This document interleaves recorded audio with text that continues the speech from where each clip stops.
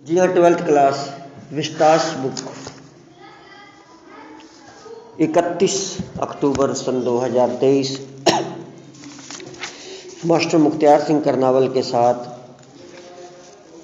Vistas book का English का जो थर्ड लेसन है उसका हम journey to the end of the earth, इसके हम 2 भाग पढ़ चुके हैं। तीसरा पार्ट आज हम पढ़ेंगे। लेसन इस मोड पर इंटरेस्टिंग होता जा रहा है बच्चों। मौसम का परिवर्तन, वही तो बात है सारी। मौसम का जो परिवर्तन होता है ये हमारे शरीर के लिए नुकसानदायक होता है। तो देखो, जलवायु परिवर्तन अर्थात मौसम परिवर्तन। अभी सर ने कहा कि मौसम का बदलाव है, हल्का सा मौसम बदला, शरीर में सहन शक्ति है नहीं, बुखार हो गया, वायरल तरह तरह के चल रहे हैं, ये हो गया वो हो गया। शरीर के अंदर शक्ति होगी तो ये चीज़ें आप पर फिर असर नहीं करती। तो क्लाइमेट चेंज, क्लाइमेट मतलब जलवायु, तो जलवायु चेंज हो रही है, ये अपने आप में बहुत बड़ा इश्यू है। Climate change is one of the most hotly, hot मतलब गर्म, गर्मजोशी से, contested environmental debates in our time. मौसम का परिवर्तन हमारे समय की एक पर्यावरणीय बहस है जिसे सर्वाधिक गर्मजोशी से लड़ा गया है। बड़े बड़े टॉपिक्स, नौकरियों के लिए टॉपिक्स, जीडी, ग्रुप डिस्कशन, बड़े बड़े मंच पर, टीवी पर बहुत बड़ी चर्चा होती है, डिस्कशन होती है, बहुत हॉटली, बड़े गर्मजोशी से इस टॉपिक पर बहस होती है कि क्लाइमेट चेंज पर बोलो।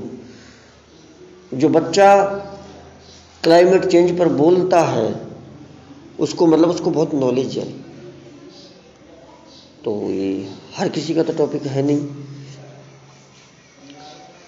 क्या पश्चिमी अंटार्कटिका की बर्फ की चादर पूरी तरह पिघल जाएगी? Will the West Antarctic ice sheet melt entirely? शायद नहीं। Will दोनों की स्थितियों में या फिर नहीं बदलेगी। दोनों की स्थितियों में अंटार्कटिका इस बहस का प्रमुख भाग है। Will the Gulf Stream ocean current be disrupted? Will it be the end of the world as we know it? क्या दुनिया का अंत हो जाएगा जिस तरह से हम जानते हैं?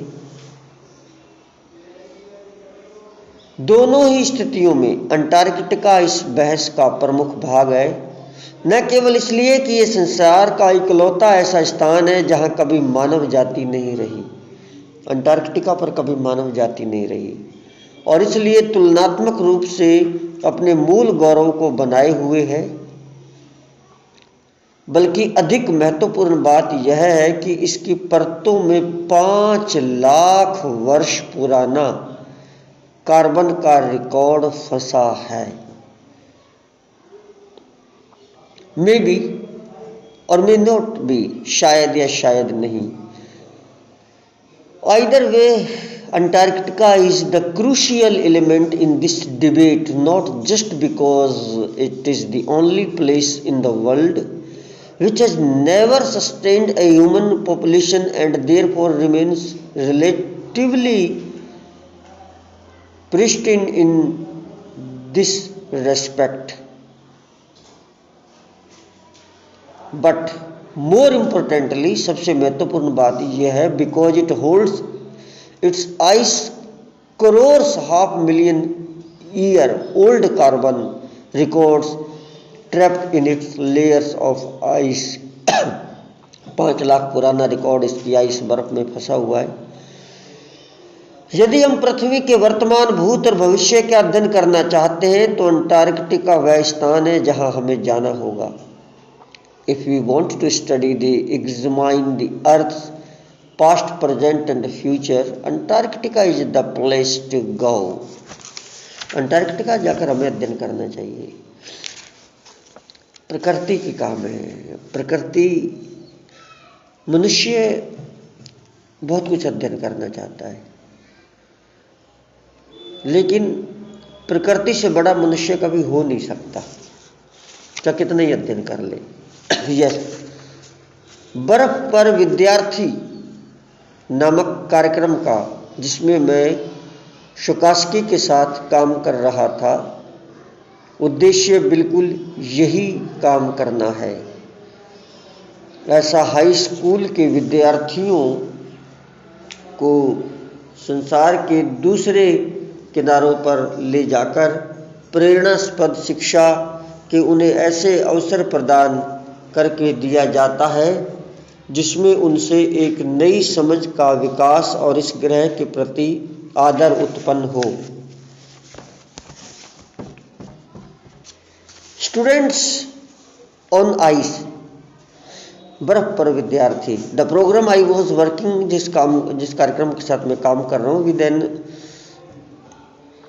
शुकास्की एम्स टू डू, इसका भी यही लक्ष्य है exactly this by taking high school students. इसमें हाई स्कूल के विद्यार्थी हमारे साथ थे। हाई स्कूल होता है 12वीं तक का। To the ends of the world and providing them with inspiring educational opportunities, उन्हें हम अच्छे शिक्षा के अवसर दें, which will help them foster a new understanding and respect of our planet। हमारे ग्रह पृथ्वी के बारे में उनको सम्मान पूर्वक अध्ययन करने का मौका मिले। ऐसा करते हुए 6 वर्ष हो चुके हैं। इसका प्रमुख कोनाडियस जियोफ ग्रीन है, जो ऐसे व्यक्तियों को वहां ले जाकर थक चुका था, जो प्रसिद्ध और रिटायर्ड अमीर विचित्रता की खोज में लगे व्यक्ति हैं, जो सीमित मात्रा में ही प्रतिदिन इस यात्रा का दे सकते थे। तो इसने बताया जो इसका आयोजक है वो कनाडियस जियोफ ग्रीन है, वो ले जाते रहते हैं टूर, जिनका काम ही यही है। It's been in operation for 6 years now, headed by Canadian Geoff Green, who got tired, थक गया है, बहुत टूर ले जा चुका है, of carting celebrities and retired rich, पैसे वाले लोग ही जाते हैं, रिच क्यूरियोसिटी सीकर्स, जिनके अंदर जिज्ञासा होती है, कुछ जानना चाहते हैं, who could only give back in A limited way, जो उसमें से क्या कुछ निकाल पाते हैं, ऐसे लोगों को ले जाता रहता है। बर्फ पर विद्यार्थी कार्यक्रम के द्वारा वह नीति निर्माताओं की भावी पीढ़ी को उस छोटी उम्र में जब कुछ ग्रहण करने, सीखने और सर्वाधिक महत्वपूर्ण बात कुछ करने के योग्य है, तो वह उन्हें जीवन परिवर्तन करने वाले अनुभव प्रदान करता है। With students on ice, he offers the future generation of policy makers a life-changing experience at an age when they are ready to absorb, learn and most importantly act। जिस कारण से ये कार्यक्रम इतना सफल रहा है वह यह कि दक्षिण ध्रुव के आसपास कहीं जाना और उससे प्रभावित न होना असंभव है। The reason the program has been so successful is because it is impossible to go anywhere near the South Pole and not be affected by it। अपने अपने अक्षांतर और दिक्षांतर में चैन से बैठकर बर्फीले पर्वतों के पिघलने के बारे में ऊब जाना आसान है, पर जब आप अपने सामने ग्लेशियरों को पीछे हटते और बर्फ की चट्टानों का नष्ट होना देखते हैं, तब आप अनुभव करने लगते हैं कि पृथ्वी के गर्म होने की धमकी बहुत वास्तविक है।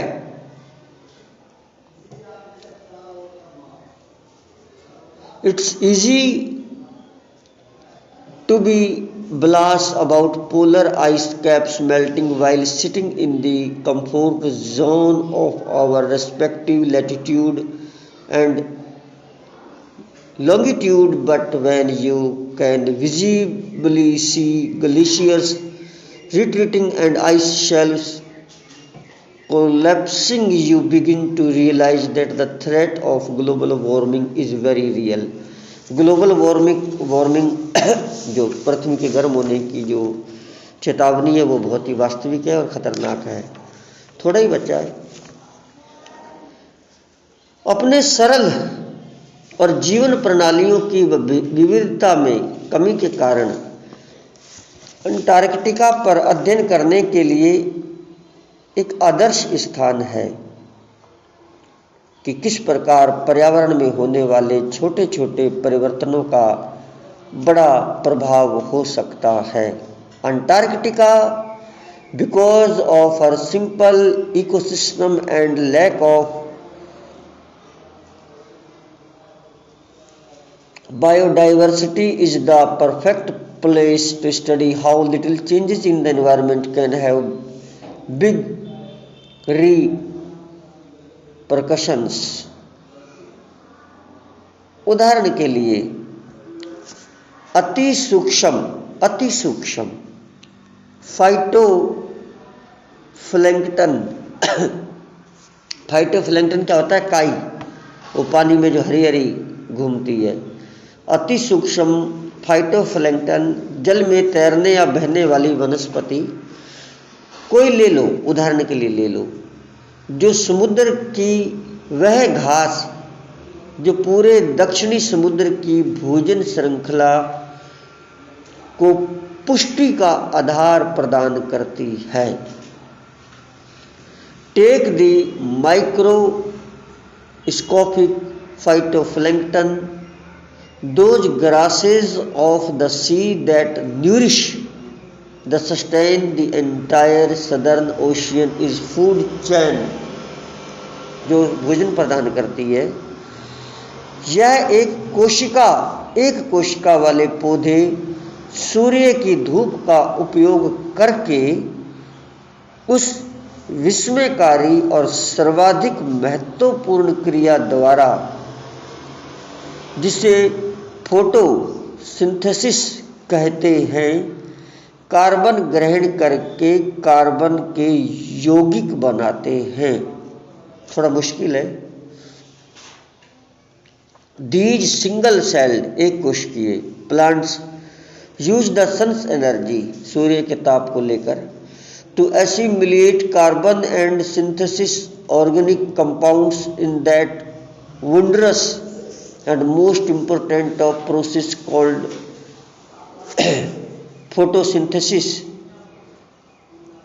वैज्ञानिक चेतावनी देते हैं कि ओजोन परत के और छोटा होने से, क्योंकि ओजोन परत का जो छेद हो रहा है और छोटा होने से फाइटोप्लैंक्टन के क्रियाकलापों पर असर पड़ेगा, जिसका प्रभाव उस क्षेत्र के और समुद्री जीवों और पक्षियों पर भी पड़ेगा और पृथ्वी के कार्बन चक्र पर भी पड़ेगा, वैज्ञानिक मानते हैं। Scientists warn that further depletion in the ozone layer will affect the activities of phytoplankton, which in turn will affect the lives of all the marine animals and birds of the rain and the global carbon cycle. Phytoplankton की इस कहानी में अस्तित्व का महान रूप छिपा है। छोटी छोटी बातों की चिंता कर लो और बड़ी बड़ी बातें अपने आप हो जाएंगी। Very good. There is a great metaphor for existence. Take care of the small things and the big things will fall into place. आप छोटी छोटी बातों का ध्यान रखिए, बड़ी बातें अपने आप ठीक हो जाएंगी। छोटी सी बात है, मुझे सच बोलना है, इसका ध्यान रखिए, बड़े काम अपने आप ठीक हो जाएंगे। छोटी सी बात है, मुझे किसी की आत्मा को दुख नहीं देना, बस इसका ध्यान रखिए, बड़े बड़े काम अपने आप हो जाएंगे। छोटी छोटी बातों का ध्यान रखिए तो फिर बड़े कामों की आपको जरूरत नहीं पड़ती। बहुत अच्छी बात इसने कही है। Take care of the small things, छोटी छोटी बातों का ध्यान रखिए, and the big things will fall into place, और बड़ी बड़ी बातें अपने आप ठीक हो जाएंगी। तो बच्चों इतना तो भी हमने पढ़ा है भाग 3 में। इसका फोर्थ जो पार्ट है उसको बाद में पढ़ेंगे। अब शायद आपका होमवर्क चेक करते हैं, तो बच्चों इसको इसी पार्ट में पूरा कर देते हैं। ये तो कौन सा पार्ट चल रहा है बच्चों? भाग थर्ड में पूरा हो जाएगा, कोई बात नहीं। Walk on the ocean, yes, walk on the ocean. तो जो ओशियन महाद्वीप है उस पर चलना। यस, मेरा अंटार्कटिका का अनुभव इस प्रकार के दर्शनों से भरा था, परंतु सर्वोत्तम वह था जो अंटार्कटिका घेरे से बिल्कुल निकट 65-55 डिग्री दक्षिण में हुआ, वो ज़्यादा इम्पोर्टेंट है। वो कहती है, my Antarctic experience was full of such epiphancies, but the best occurred just short of the Antarctic Circle at 65.55 degrees south. प्रायद्वीप और टैडपोल आयरलैंड के बीच एक सफ़ेद बर्फ की पट्टी में सोकाल्स्की ने स्वयं को फंसा लिया था, जिस कारण अब इसका आगे बढ़ना रुक रहा था। The Sokalsky had managed to wedge herself into the thick white stretch of ice between the peninsula and Tadpole Island, which was preventing us from going any further. Captain ने निश्चय किया कि जहाज को वापस मोड़ा जाए और उत्तर की ओर चला जाए, पर हमारे पास ऐसा करने से पहले हमसे कहा गया कि हम तख्ते से उतरकर समुद्र के ऊपर चले। द कैप्टन डिसाइडेड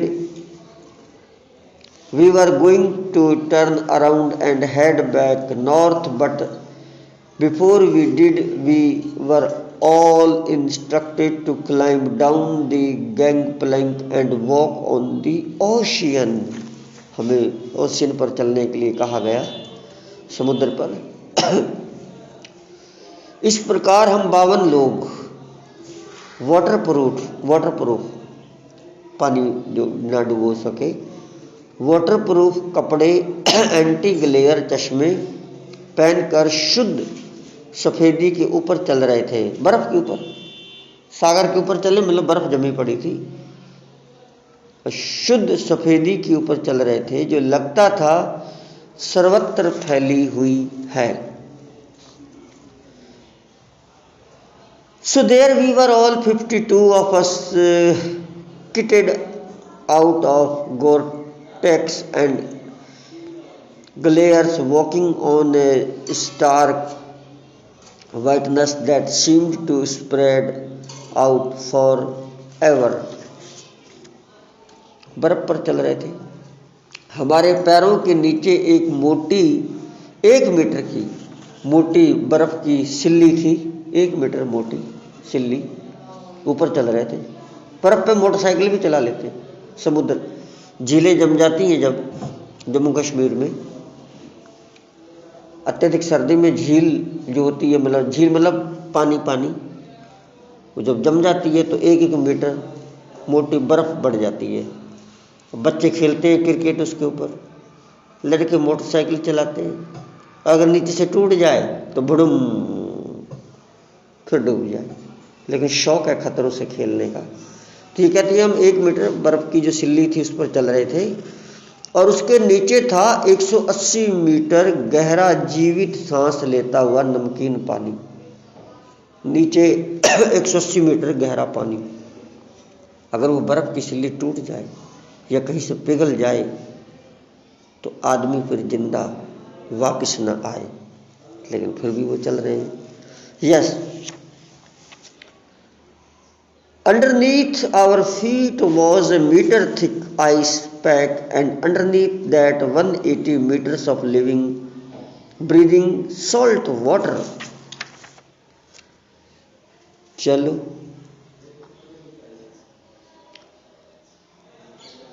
किनारे पर केकड़े खाने वाली सील मछलियां जो केकड़े खाती हैं, सील मछली, केकड़े खाने वाली सील मछलियां धूप खाती हुई, सेकती हुई बर्फ के टुकड़ों पर पड़ी थी, बहुत कुछ वैसे ही जैसे बरगद के पेड़ के नीचे आवारा कुत्ते पड़े रहते हैं। यह सब किसी देव दर्शन से कम नहीं था। हर चीज वाकई एक दूसरे से जुड़ती लगती थी।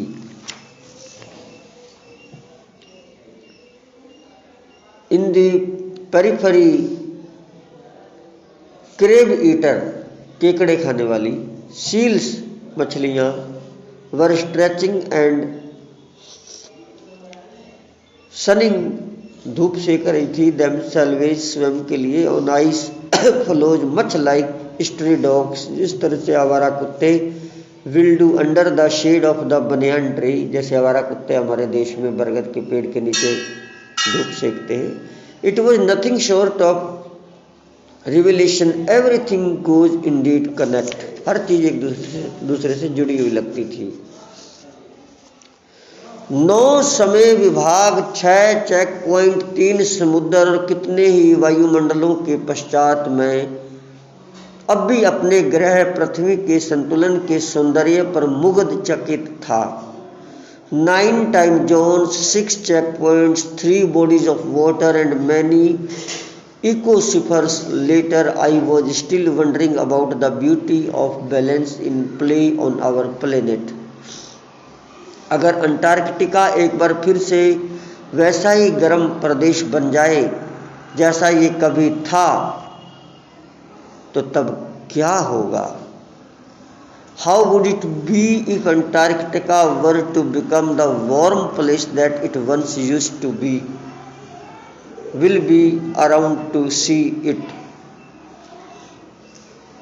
क्या हम मानव जाति से देखने के लिए जीवित बचेंगी अंटार्कटिका को, अथवा वह वैसे भी चले जाएंगे जैसे कि डायनासोर चला गया, डायनासोर या विशालकाय बालों वाले रेनो चले गए।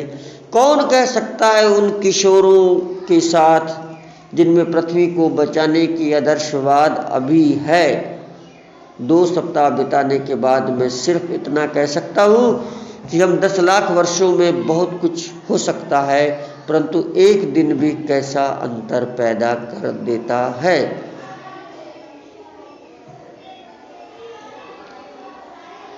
Will we be around to see it though? Would we have gone to the way of the dinosaurs, mammoths and woolly rains? Who's to say? But after spending 2 weeks with a bunch of teenagers who still have the idealism to save the world, all I can say is that a lot can happen in a million years, but what a difference a day makes. लाखों सालों में बहुत कुछ हो सकता है, लेकिन एक दिन से भी बहुत फर्क पड़ता है। तो बच्चों, ये लेसन आपका 3 भागों में पूरा हुआ। थोड़ा डिफिकल्ट है, थोड़ा बोरिंग भी है, लेकिन इंटरेस्टिंग भी है। थोड़ा है दूसरे तरीके का टॉपिक। तो क्वेश्चन आंसर आप कर लीजिएगा। आज के लिए इतना ही। Thank you so much.